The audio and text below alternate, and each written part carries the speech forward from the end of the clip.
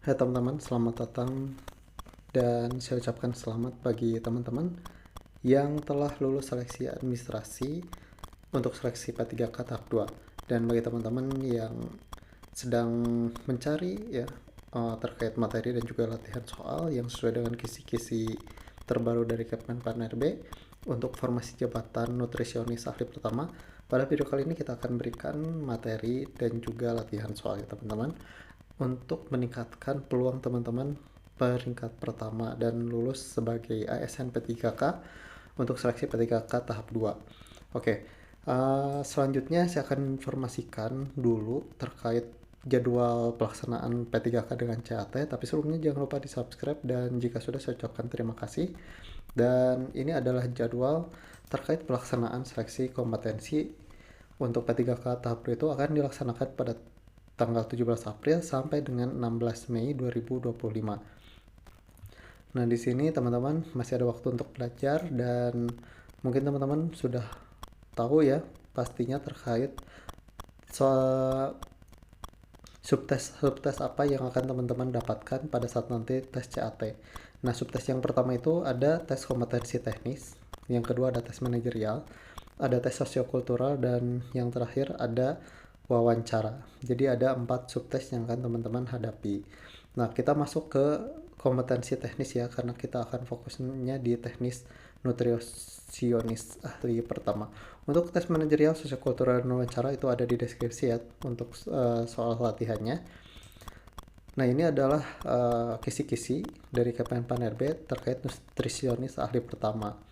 Nah, di sini teman-teman untuk nutrisionis ahli pertama dibagi dua ya untuk materi yang harus teman-teman kuasai, yakni kompetensi umum dan kompetensi khusus. Untuk kompetensi umum sendiri itu ada materi yang harus teman-teman kuasai, yakni terkait Keputusan Menkes RI nomor HK 0107 Menkes 1910 2022 tentang standar profesi dietitian dan Permenkes nomor 26 tahun 2013 tentang penyelenggaraan pekerjaan dan praktek tenaga gizi. Kemudian yang kedua, materi terkait asuhan gizi klinik atau clinical nutrition.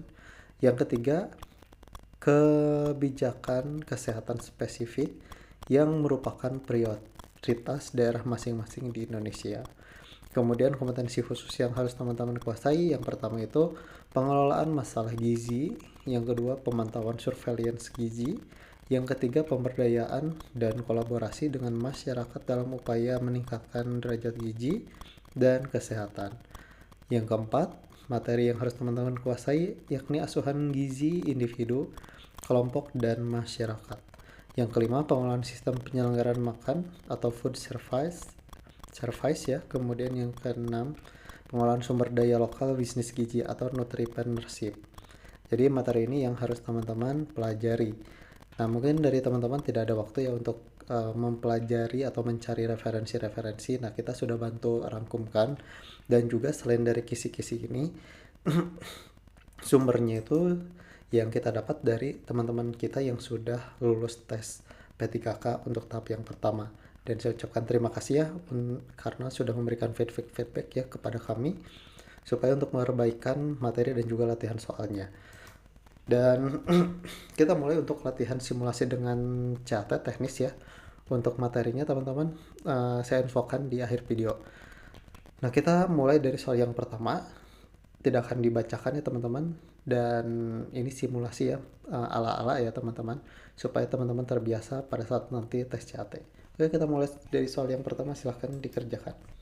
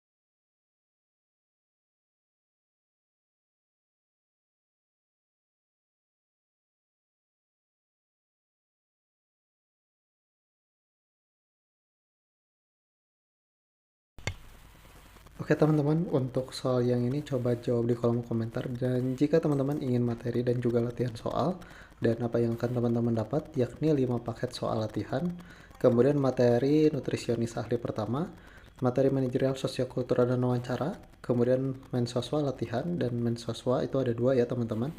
Nah teman-teman bisa hubungi admin kami ya untuk mendapatkan file-file tersebut. Harganya sudah tertera di deskripsi juga ya, atau email ke edukaperson@gmail.com.